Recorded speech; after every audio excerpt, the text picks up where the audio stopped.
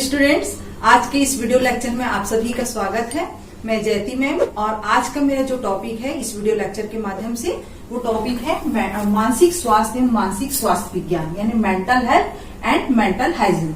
तो सबसे पहले ये जो टॉपिक मैंने लिया है मानसिक स्वास्थ्य एवं मानसिक विज्ञान, तो इसको बताने से पूर्व मैं थोड़ा सा आज की जो वर्तमान स्थिति है इसके बारे में थोड़ा सा बताना चाहूंगी कि आज जो है हमारा जो विश्व है वर्तमान समय में जो है कोरोना वायरस के संक्रमण से जूझ रहा है और इस कोरोना वायरस के जो संक्रमण है इसकी दर जो है दिन प्रतिदिन बढ़ती जा रही है। तो आइए हम सभी जो है सरकार के जो द्वारा दिए जा रहे दिशा निर्देशों का पालन करें। हमारे इस दिशा निर्देशन के पालन करने से हम सभी का जीवन सुरक्षित है। हमारे इस दिशा निर्देशन का पालन करने से हम सभी अपने परिवार, पूरा परिवार, पूरा समाज, पूरा प्रदेश और पूरा प्रदेश के साथ साथ पूरे देश के साथ साथ पूरे विश्व को हम सुरक्षित रख सकते हैं। हमारा एक पहल और अपने जीवन शैली के परिवर्तन से सभी के जीवन को हम सुरक्षित रख सकते हैं। तो आइए हम सभी एक देश के सभ्य नागरिक होने के नाते हम इस दिशा निर्देशों का पालन करें, हम अपने आप को स्वयं सुरक्षित रखें और इसके साथ साथ सभी के जीवन को भी सुरक्षित रखें। अब हम आज के जो मेन टॉपिक है इसकी ओर आगे बढ़ते हैं। तो सबसे पहले हम देखेंगे मानसिक स्वास्थ्य के बारे में। मानसिक स्वास्थ्य क्या होता है?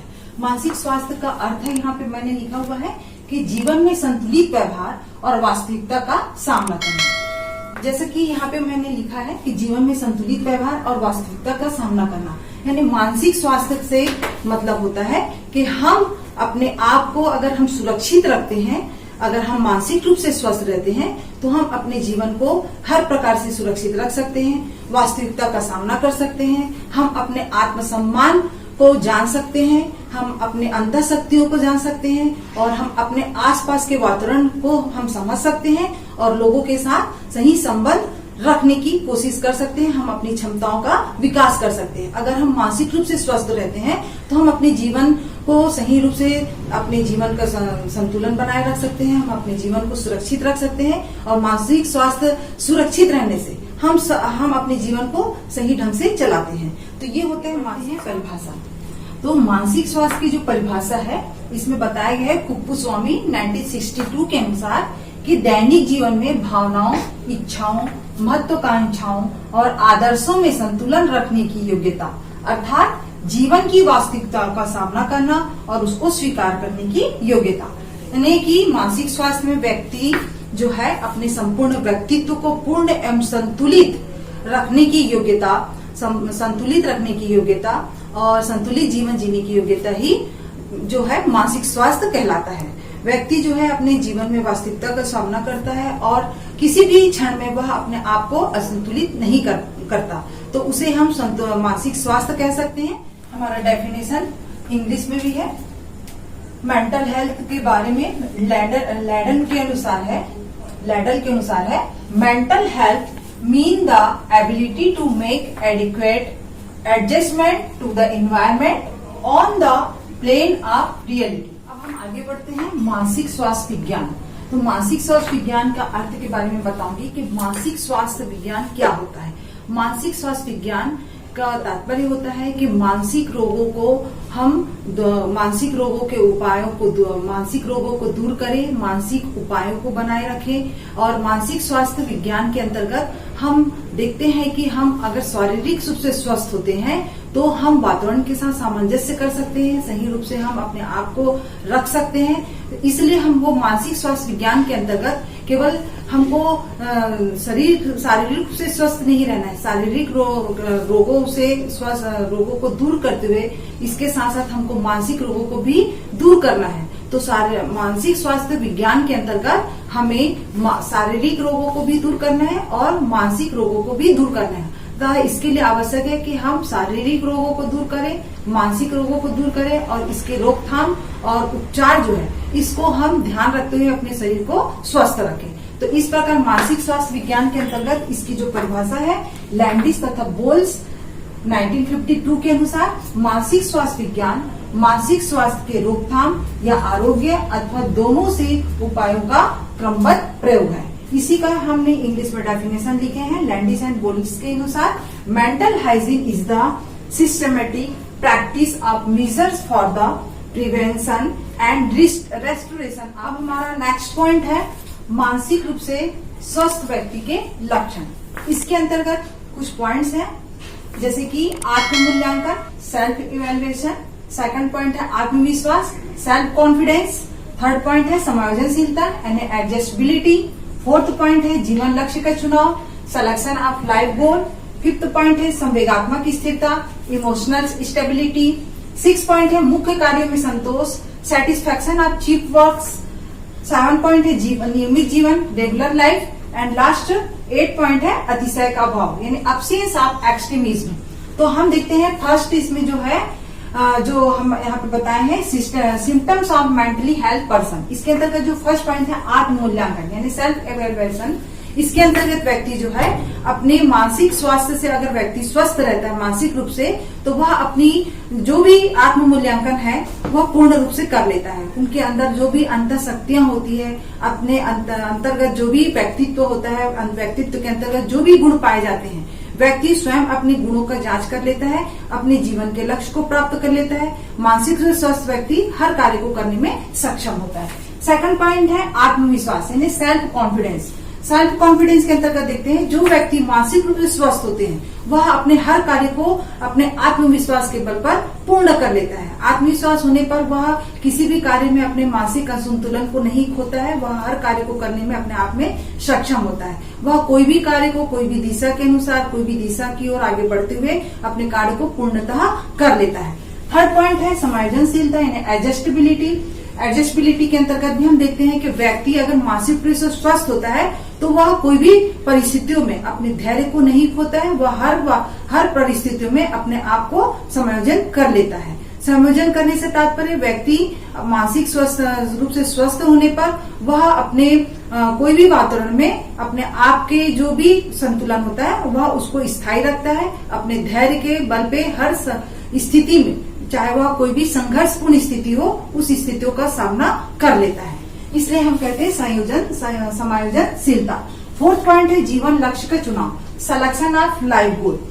इसके अंतर्गत हम देखते हैं कि व्यक्ति जो होता है अगर मानसिक रूप से स्वस्थ है तो वह अपने जीवन के लक्ष्य का भी चुनाव कर लेता है। उन्हें कोई भी परिस्थितियों में डर नहीं होता है और न ही अपने मानसिक संतुलन को खोता है। वह हर परिस्थितियों के अनुसार अपने आप को संयोजित रखता है, संयमित रखता है और अपने जीवन के लक्ष्य का चुनाव कर लेता है। इसके बाद है फिफ्थ पॉइंट संवेगात्मक स्थिरता यानी इमोशनल स्टेबिलिटी। इसमें भी हम देखते हैं कि व्यक्ति अगर मानसिक रूप से स्वस्थ होता है, शारीरिक रूप से स्वस्थ होता है, तो वह अपने संवेगात्मक स्थिरता को भी बनाए रखता है। उन्हें मालूम होता है कि कौन सी परिस्थिति में, कौन से समय अनुसार, कहाँ पे कितना हमें अपने संवेग को प्रकट करना है। अगर सुख का क्षण होता है तो वह सुख के समय में अपने संवेग को बनाए रखता है। अगर दुख का समय है या किसी भी परिस्थितियों में होता है तो उस कंडीशन में वो उस परिस्थितियों के अनुसार अपने संवेग को वो प्रकट करता है। इसलिए संवेगात्मक स्थिरता का होना भी बहुत जरूरी होता है।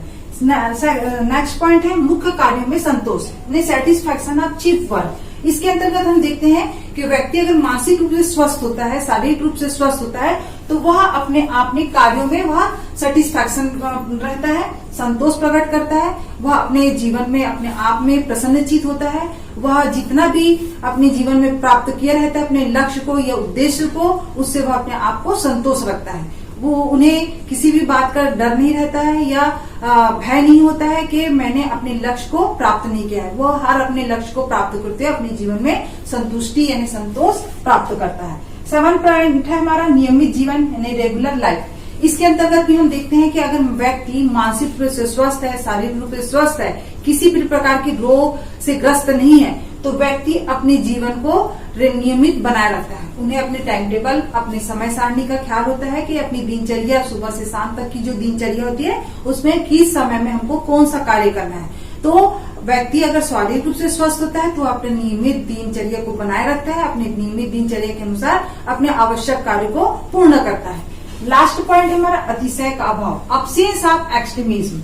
इसके अंतर्गत देखते हैं कि व्यक्ति अगर मानसिक रूप से, शारीरिक रूप से स्वस्थ है तो व्यक्ति जो है में अतिशय का अभाव पाया जाता है। अतिशय का अभाव का मतलब होता है व्यक्ति किसी भी चीजों को अनेक, चाहे वो संवेगात्मक रूप से हो, चाहे कामुक रूप से हो, या समाज में अधिक सम्मान पाने की, प्रतिष्ठा पाने की, उनमें ये अभाव पाया जाता है। इतना ज्यादा वो कोशिश नहीं करता है कि मुझे हर चीज प्राप्त हो, जितना है उसमें वो संतुष्टि बनाए रखता है। और इस प्रकार अगर व्यक्ति अगर थोड़ा सा भी अगर किसी चीज को अतिशय करता है, अपने व्यवहार में अतिशय करने की कोशिश करता है, तो वह मानसिक रूप से अपने व्यवहार में असंतुलन पैदा कर लेता है। इसलिए व्यक्ति को अपने अतिशय का अभाव रखना चाहिए। ज्यादा किसी चीजों को पाने की ललकता या लालसा नहीं रखनी चाहिए। व्यक्ति को जितना है उसमें अपने आप को संतुष्ट रखना चाहिए। इसलिए व्यक्ति जो है, व्यक्ति में भी अतिशय का अभाव। अब हमारा नेक्स्ट पॉइंट है मानसिक स्वास्थ्य विज्ञान का क्षेत्र, स्कोप ऑफ मेंटल हाइजीन। इसके अंतर्गत जो पॉइंट है, परिवार में मानसिक स्वास्थ्य विज्ञान, mental hygiene in family. Second point है विद्यालय और मानसिक स्वास्थ्य विज्ञान, mental hygiene and school. Third point है समाज और मानसिक स्वास्थ्य विज्ञान, mental health society. Fourth point है औद्योगिक जीवन और मानसिक स्वास्थ्य विज्ञान, industrial life and mental hygiene. तो फर्स्ट पॉइंट देखते हैं परिवार में मानसिक स्वास्थ्य विज्ञान, मेंटल हाइजीन इन फैमिली। इसके अंतर्गत हम देखें, अध्ययनों के अंतर्गत देखा जाता है कि परिवार में अगर बच्चों को पर्याप्त स्नेह, सुरक्षा अगर मिलती है, बच्चों को बचपन से उनका पालन पोषण अच्छा होता है, उनको स्वतंत्रता प्रदान की जाती है, उनको पर्याप्त क्रियाशीलता में ध्यान दिया जाता है, तो बच्चों में किसी भी प्रकार की उनके व्यक्तित्व के विकास में कोई भी कमी नहीं होता है। उनके शरीर के विकास में, वृद्धि एवं विकास में किसी भी प्रकार की समस्या उत्पन्न नहीं होती है। और इसके विपरीत अगर हम बच्चों को बचपन से उनके पालन पोषण में किसी भी प्रकार की कमी देखते हैं, यानी परिवार की तरफ से बच्चों को हम संतुलित आहार नहीं देते हैं, उनका लालन पालन पोषण नहीं करते हैं, उन्हें पर्याप्त स्नेह प्यार नहीं देते हैं, उनका संतुलित भोजन उनके नहीं प्रदान किया जाता है, तो बच्चों में उनके व्यक्तित्व का विकास अच्छे से नहीं हो पाता है, उनके शरीर में विभिन्न प्रकार के रोग उत्पन्न हो जाते हैं, उनका मानसिक स्वास्थ्य बिगड़ जाता है।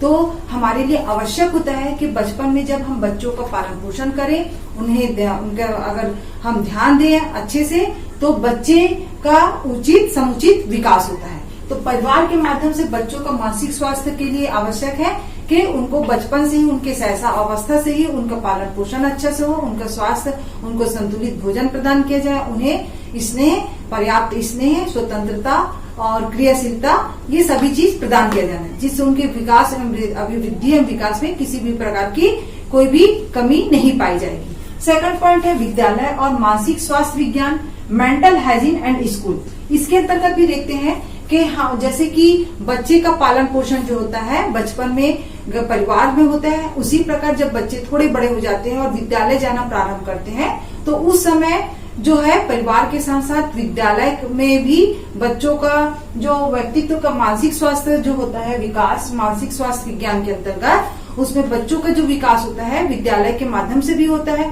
विद्यालय में जब वो प्रवेश करते हैं तो उस समय वहाँ के शिक्षक का दायित्व होता है कि बच्चों को समय समय पे सही दिशा निर्देश प्रदान करे, उनका समुचित ध्यान रखे। कक्षा में जब शिक्षण प्रदान करते हैं तो हर बच्चों के स्वास्थ्य की ओर विशेष ध्यान देना चाहिए। उन्हें स्वास्थ्य से संबंधित दिशा निर्देश, उनको नियम, उनके सिद्धांत, ये सभी चीजों को समयानुसार बताया जाना चाहिए, जिससे बच्चे इसके बारे में समझे जाने, उनको जानकारी प्राप्त हो। इसके अलावा बच्चों के मानसिक स्वास्थ्य को ध्यान रखते हुए स्कूलों में भी जो है निर्देशन एवं परामर्श की भी एक शिक्षक होनी चाहिए विद्यालय में, और इसके अनुसार बच्चों को जो भी समस्याएं उत्पन्न होती है उनके मानसिक स्वास्थ्य से रिलेटेड, उनकी शारीरिक समस्या से रिलेटेड, तो उन समस्याओं का समाधान जो है काउंसलर के माध्यम से उन्हें सही निर्देशन, उन्हें सही परामर्श प्रदान किया जाना चाहिए। यह बहुत आवश्यक होता है कि विद्यालय में ये सभी चीजों की व्यवस्था आज के दौर के समय देखते हुए होनी चाहिए।